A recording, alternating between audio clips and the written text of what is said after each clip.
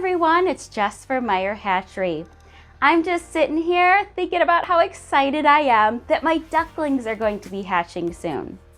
Today I thought it'd be fun to show you how I make a quick do-it-yourself duckling waterer.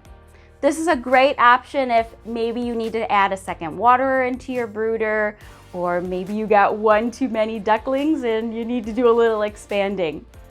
To make this waterer is super easy. All you need is a recycled 1-gallon container. I like to use the ones that water come in. You can use a milk container as well. You're also going to need a pen or a permanent marker like this to mark your holes that you're going to cut out of this container. Lastly, you're going to need an X-Acto knife or a utility knife. Be very careful when using your knife.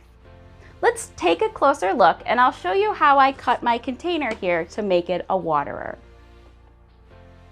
All right, so your first step is going to be to decide where you want your holes to be on your waterer. What I like to do is I like to come up at least 2 inches or so and then put my hole right about in this area here. If you have a lot of ducklings, you can put a hole on 2 sides so they have more places to go. Some things to keep in mind. First of all, if you've raised ducklings, you know that they are quite mischievous and they will find water. They will find it. So what I do, especially if they're very young, is I keep this hole a little bit smaller, just enough for them to get their heads and their bills in to clean out, but not enough for them to jump inside. Now, you may have one that'll try to sneak its way into this waterer. So using a setup like this, you kind of want to check the waterer every so often to make sure nobody's in there going for a swim. I've had really good luck using this, and I've only had one duck that has tried to go for a swim in this waterer, and you may have seen her in our videos. She likes to wear a sweater sometimes. After I decide about where I want my holes to be, I grab my permanent marker and I mark where I'm going to cut using my utility knife or my X-Acto knife.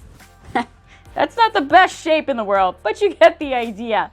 I'm just using this as my guidelines when I'm cutting. Basically, I want to cut a straight line across here, and then I'm going to cut a half circle here to create the opening. Be sure when you're doing this that your knife is very sharp as you're cutting through plastic, and again, be careful with those fingers. Hopefully I've given you some inspiration on how to make your own do-it-yourself duckling waterer. If you have any questions, be sure to leave those in the comments below. As always, make sure to subscribe to our YouTube channel and click that bell so you're the first to know every time a new video has been released. Thank you so much for watching, and happy spring!